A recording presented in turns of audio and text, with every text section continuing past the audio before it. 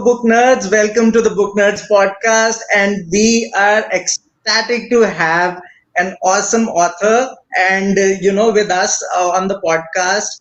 Her name is Joan Fallon, and she's all the way, she lives in Spain. So, it's great having you, Joan. First of all, welcome to the Booknerds Podcast. Thank you very much for inviting me. I'm really pleased to be here. So, for those of you who are new to, they don't know about perhaps Joan Fallon's work and, what she has been doing all these years, I'll tell you that she is of Scottish origin. She lives in Spain. She has written so many books. And of course, today, as you may see on your screen, there are a couple of series that we'll be talking about. On your left, what you see on top, there is the Al-Andalus series, and then there is City of Dreams series, of course. And these are like trilogies. So it's so captivating, this world that Joan has created. Of course, she has not just been a writer. She has been a teacher throughout her life, a management trainer, and a businesswoman. So there are so many aspects to Joan. So, Joan, first of all, of course, welcome to the Booknerds Podcast, and we are so happy to connect with you. You are in Spain right now, if I'm not wrong, and which city is it? Malaga. I live in Malaga. Malaga. Great. Outside Malaga. Great. So, writing historical fiction, I mean, it always fascinates me because I think the most tough job and the most research that goes into historical fiction, you have to get the facts right, and you can't kind of stumble anywhere because people are very quick to judge you. I mean, with fiction, Absolutely. so it's quite a mix of non-fiction and fiction, if I must say. So first of all, tell us about why historical fiction, and then we'll go on to other things. Well, I've always been interested in history. When I was a teacher, when I was studying, history was one of my main subjects, history and English. So, and I've always been interested in the history of where I lived.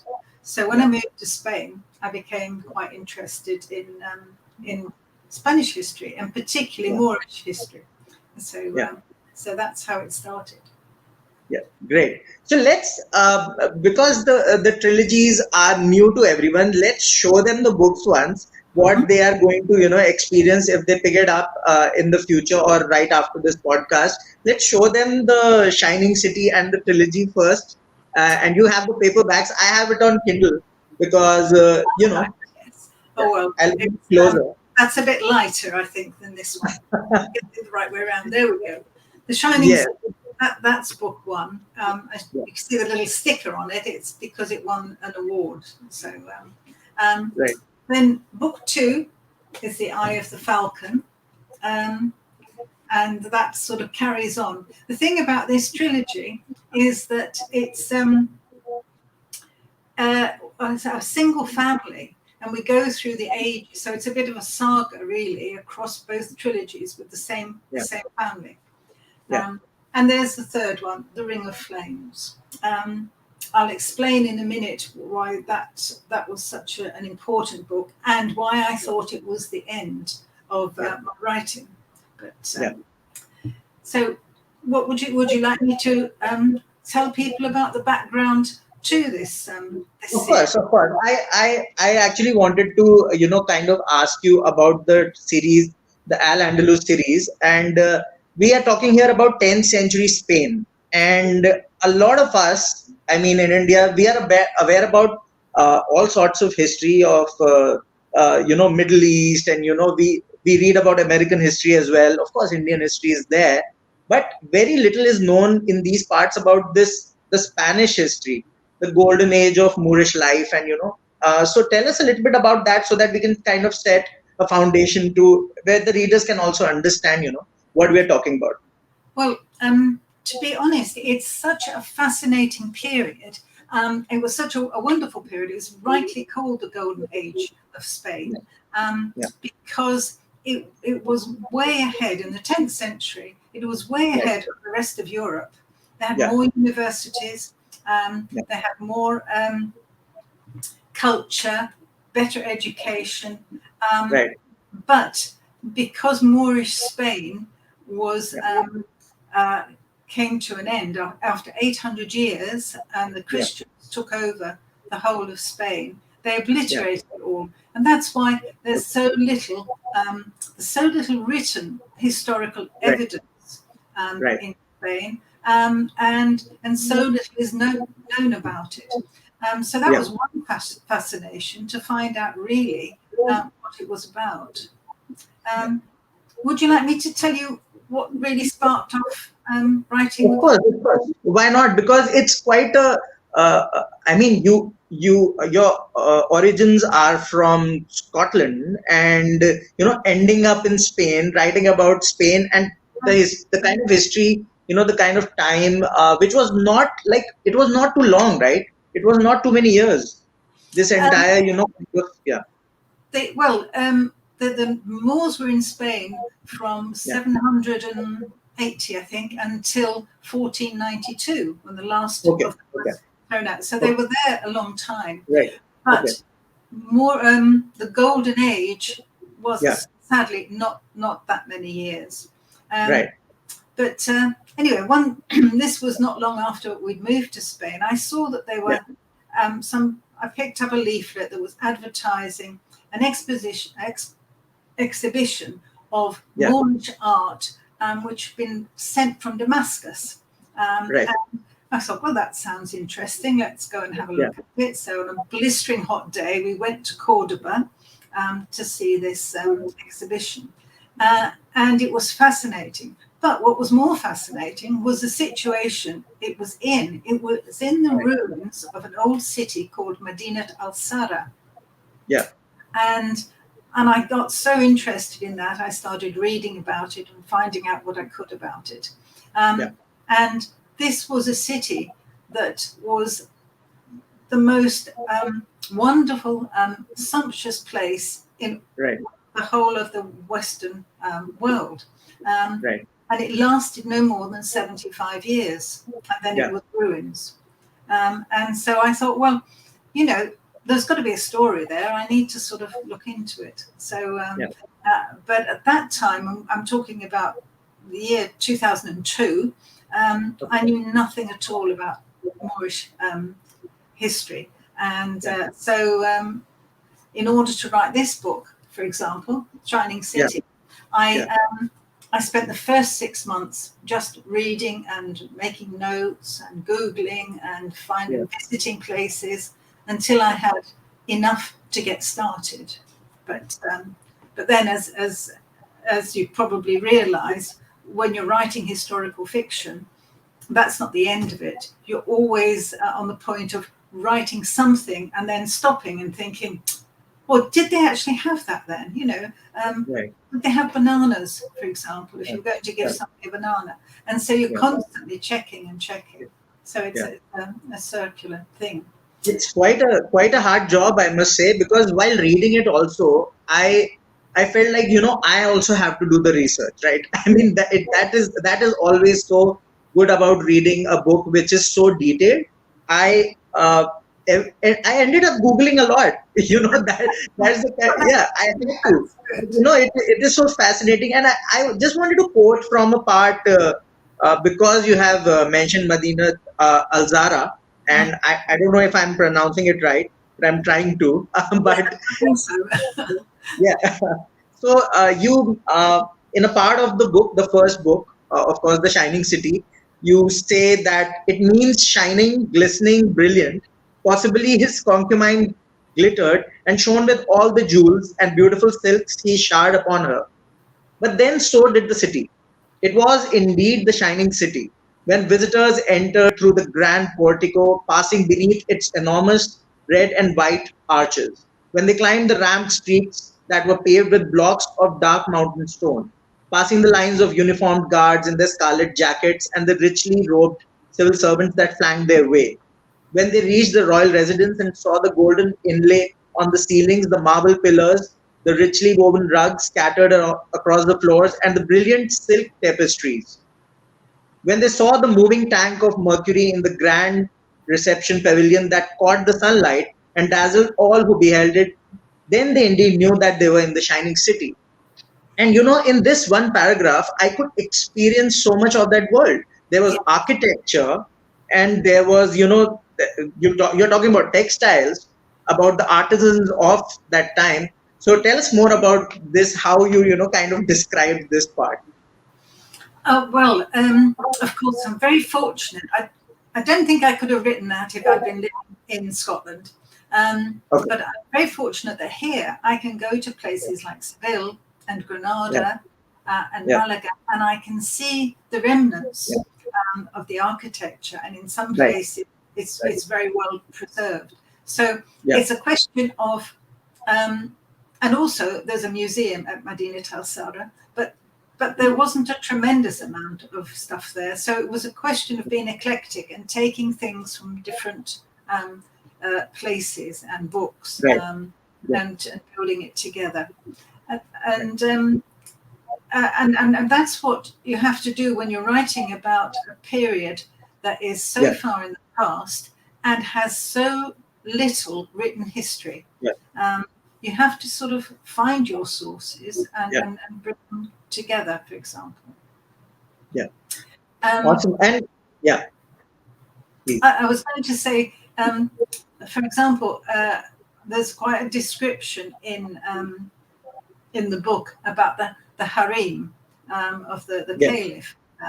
I had to go to a lot of different sources, some of them reasonably contemporary, because there were certain things that don't change. They tend to sort of be very much the same. And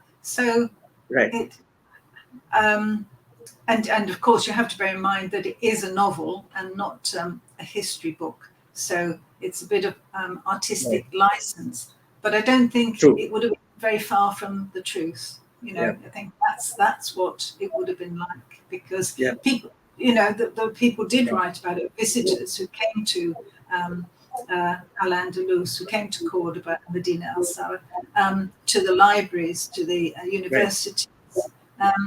They went back to their own countries and raved about the place. So you've got hearsay as well. So tell me something. I mean, at some points in the book, I was like, because we are in such a contemporary and in the world of feminism and so many other things. I mean, we have evolved a lot. And when you read a historical fiction like that, it kind of shakes you up, because sometimes you feel that, I mean, it's too. I mean, as a feminist, I would say that it's very hard to kind of gulp on those parts. So what do you say about that? How do you say you write it as it is? Because as a writer, you may be having a different ideology, but at that point of time, the women were kind of suppressed, perhaps in some ways. No, they weren't. That was the real joy of writing it. Okay. Later in Moorish history, yes, things were moving more that way. But during the Golden Age, I mean, that was another reason. It wasn't just the beauty and the art and the architecture. It was a society. It was a beautiful society. Women were educated. They could have careers. They could go to university. They could run businesses. They could have their own money. All things that 70, 80 years ago, they couldn't do in Spain. Women didn't have those rights in Spain. But 1,000 years ago, they did. And the other good thing about the time was what they called convivencia, which is where the different religions all worked together. It wasn't like completely a level playing field, but a Jew, for example, could rise to the highest positions, and the Christians as well could take good positions. So there was. They treated the three religions more or less equally. So I say more or less because they did have a few caveats. Yes, I would say that those times perhaps were more liberal, and not getting into the politics of it. Of course, that's not the point of the podcast. But one of the most kind of curious things about Madinat al Zahra is, despite kind of its significance, the time did not kind of last for long. I mean, the Umayyad dynasty, is it? And Yeah. this, Oh my, yeah, so yeah. it lasted for only 75 years, which is quite. Oh, no, the Madinat al Zahra only lasted 75 years. The Umayyad 75 years, yes, yes. lasted longer, Right, because there's still in these two books you still yeah, have the Umayyads in charge, right, but to jump ahead a little bit, yeah, grandson of yeah, the man who was so brilliant and kept everything together was called Al Rahman III. He right, became the emir of Al-Andalus when he was only 21. And then right, I think, I can't remember, I think he was about 40 when he decided to declare himself Caliph, because that was yeah, a very political move, and that gave yeah, him the chance to be the religious and political leader of the people. So he was in a much yeah, stronger position. But by then, yeah, he'd united the whole country into one yeah, country, Al-Andalus. Before that, it was all yeah, split up. right, When he died, as he was obviously going to do eventually, um, yeah, his son, first of all, took over from him. He was called right, Al-Hakim. He yeah, features in this book. Um, right, and he had a son called Hisham, but he was only 11 when his father died, and yeah, so had regents come in, and yeah, that was the point when it yeah, started to go down. The power of the Umayyads started to right, decrease, but right, until then, they'd had a very strong, ruling. And by the end of this book, yes, that's the end of the Umayyad rule, and right, never again did they have such a wonderful, peaceful country. It was all right, split in a right, number of taifas. They called them taifas. They were like little right, princedoms.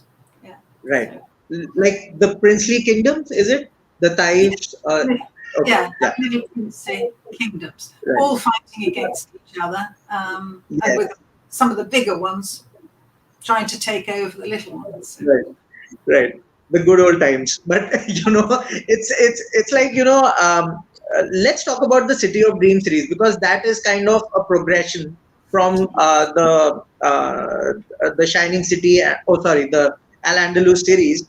yeah, It's quite interesting in book one itself, and we can show everybody the books because the yeah. paperbacks look so much better. I love the cover. The pattern is wonderful, and of course, this was the This first is one, the author series. Moorish tiles. This is Yeah, Moorish tiles to the how, Moorish tiles, right? yeah. Yeah, yeah, yeah. Is it similar to the Gire tiles of the Middle East? Is it similar to that? The blue tiles? Um, and it probably is sort of a relative of them, Yeah, but these I think are very distinctive, yeah, and they have them in Granada. In fact, I think all these covers, the yeah. tiles all come from Granada, uh, Right. because that's got the best remains, in Yeah. the best condition, if you like. Right. Uh, I think I'll ask the audience to kind of Google it and tell us. It's because we'll have to do a comparison on Google about Gira tiles and these ones. What are they called again, Joan? Well, these are in here in Spain. They're called Moorish tiles, but they are Moorish from tiles. Yeah. um, Yeah. Granada. If you put Yeah. Granada with it, you should get some Yeah. examples. So there, in the comments, somebody is asking. Rupashi is actually asking, "Loved the Shining City. How did you envision the central idea for the book?" She's asking. Um, oh well, I'd read some time ago a book by Ken Follett called "The Pillars of the Earth." I don't know if you're familiar with it. And in it, these artisans were building a cathedral.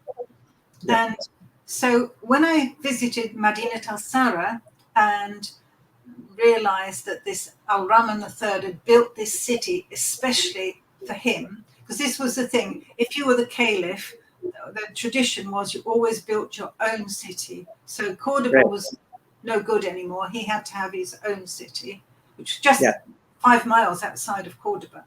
And so it suddenly came to me that would be a good way of pulling the book together by having a family of artisans and the city itself, which is being built. So you've got the political side, if you like, and the everyday side. So that was how that came to pass. Yes. So, I mean, I was reading the book one, City of Dreams, and quite fascinating. The first half of the book is like super pacey and a lot of fun. And I was reading this, and I'm just quoting from the book. Now he could look to the future. Before the year was out, Abad, I would be defeated, and he, Yahya, do I pronounce it?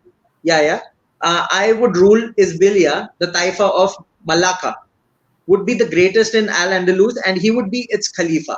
It made his blood boil to think of how his enemy had betrayed him, and to think that he was the one who gave Isbilia to Abad in the first place. What a mistake that had been. But he hadn't known then what a treacherous man he could be. And there is a conflict there right at the beginning, which kind of, results in everything. And we can't reveal everything about the book. People have to buy it and then read it. But tell us about this conflict so that everybody kind of gets a taste of it. Well, there's not much in the book about it, but he had that's all based on real happenings. That this man, they had been friends in the past, and he had actually given him a responsible post, and then he had taken Seville is the Moorish name for Seville. He'd taken and he built it into his own taifa, and so he then became very aggressive, wanting to take over all the other ones. So, but the thing is, you see, until the end of this, till the point of finishing with the Ring of Flames, you have one country that is together, and then it starts breaking up. By the time you get to this one, first of all, I thought, I don't think I can write anymore now, because there were so many movements, so many different rulers and fighting, but I found a way through it, and that's what was happening.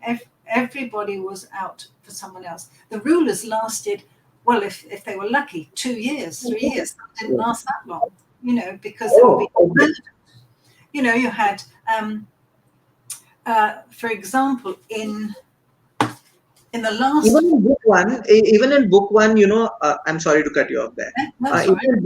Even in book one, there's a part where kind of they start the war. I mean, it was an uninvited war, and then a city is taken over, and then again it's given back because they didn't have the possible kind of the armed forces to defend the city. I don't know why they attacked in the first place. But I think because they were constantly worried that they would be taken over by these bigger ones. And so the smaller ones, like Granada, Garnacha, they banded together. But then they would have different ideas, and then so one would go. It's just chaotic is a good word for how things were managed in those days. So. And you were telling us about the prisoner. You were telling about the prisoner. I was saying about the prisoner. By the time you get to that book, at the beginning, the Caliph dies. Now, he had two in the apothecary. He dies in suspicious circumstances. He has 2 sons that are supposed to inherit. But his brother takes the throne and sends these 2 boys to exile. By the time you get here, the uncle has died, and the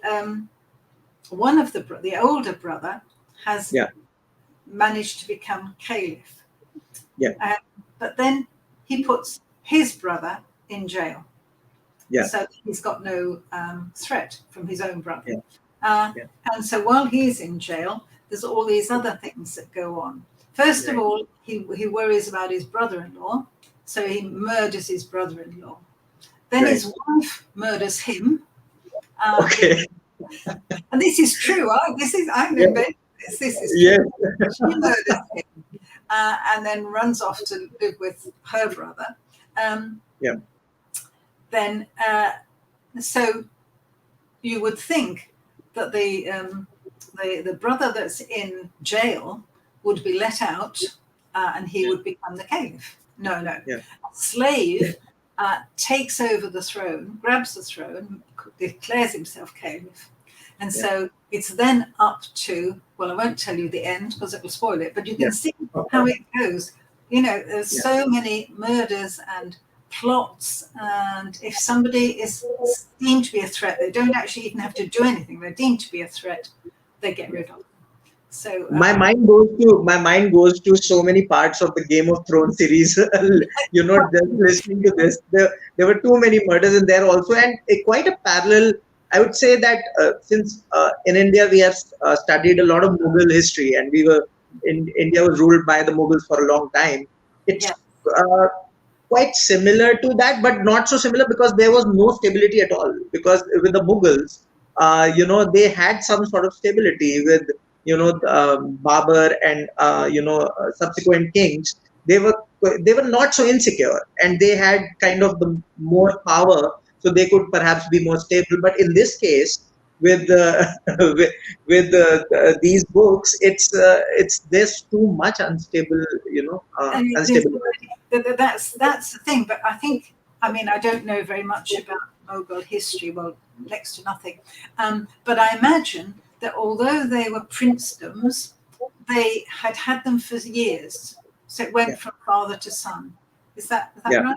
Well, yes. True. Yeah. Well, what happened here was because when Al-Andalus collapsed and it all fell into whoever could grab land. So some people were ruling taifas. They weren't princes. They were slaves who had just pushed themselves to the front. So these were all new people. And therefore, they had no stability, and they were constantly fighting each other.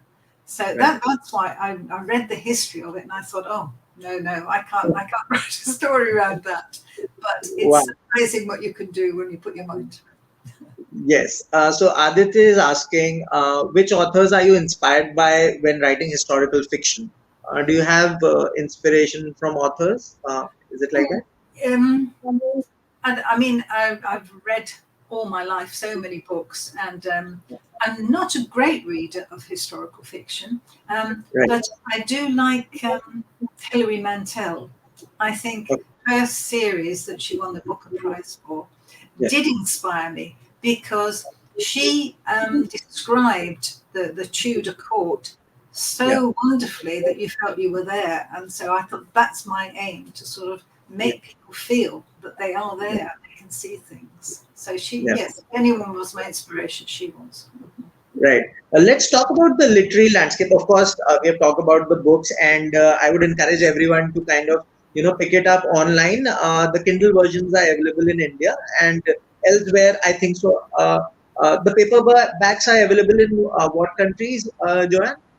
The paperbacks are available on Amazon and in other bookshops. So the City of Dreams series is on audio as well. Right.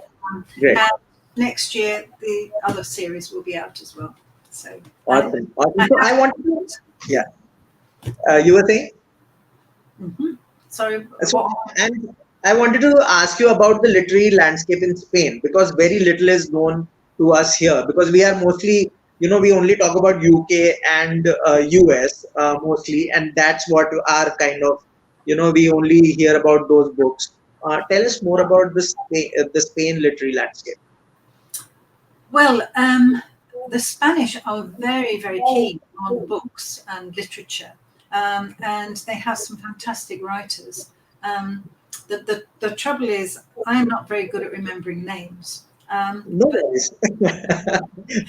But there is a fantastic series which is about post-Civil War Spain, which is called the. If Joanne, if you can't remember it, you can post it in the comments later on. So that would work. Do that, yes. Great. But and another very good writer whose name I can remember is Almudena Grandes. She's a very popular writer, and she writes not sort of history from long ago, but more contemporary history, if you know what I mean. Okay. Okay. Great. Yeah. So before we started the session, you were telling me about how you are working on a detective series, and we would love to know a kind of a teaser. Of course, we won't be talking too much about it, but a teaser perhaps. What's it about? And it's a marked difference from what you have written. I mean, you have written a number of books, of course, but historical fiction and detective series, it's quite a departure. That's right. I think it was because my husband kept saying to me, you should write a detective book. You should write a detective book. And I never did. Anyway, I thought, well, I will. I'll try my hand. Well, it is much, much different and much more difficult to do because you have to work out all the steps in the detective novel so that the reader doesn't know what's happening and you feed things in. Oh, my goodness. It's like doing a crossword puzzle and you keep losing pieces. So, yeah. And this is set in Malaga again because I think Malaga is a very nice city. It's not too big and it's beautiful. Anyway, the woman is a woman detective. She's actually a private investigator. And she's half Scottish, half Spanish. And she her first case, she has two assistants, a woman who helps her with the investigation, and a young man who's a computer wizard, because you need one of those these days. So and she and so she gets her first big case when a woman turns up at her agency and says, I want you to find my daughter. And it turns out that her daughter and her friend disappeared 6 months before, and the friend has turned up dead, but the daughter is still missing. And so the book is called Sophie is Still Missing, because that's what it's about. So and so that's been really interesting to do. So awesome. I mean, my second favorite genre is crime and thrillers. And so that would be fun to read. Thank you so much for being on the podcast. Oh, before I forget, I wanted to know about your opinion on book clubs. Are there book clubs operational in Spain? And what is your opinion on that scenario? Oh, I think book clubs are wonderful, but they're all different. People tend to design them according to what they want. There's a lot of them in Spain, particularly with the expats, with the English-speaking people. But there are some with Spaniards, not so many. And some people organise them very rigidly, and they make notes on the books, and they all have to hand in their things. Others, they read the books, they come along, it's a nice chat while they have a cup of tea or a glass of wine, and I've been invited to a few to sort of when they've read my books. So, no, I think they're very good. Of course, we would love to have you over in India and kind of host you in person, and we would.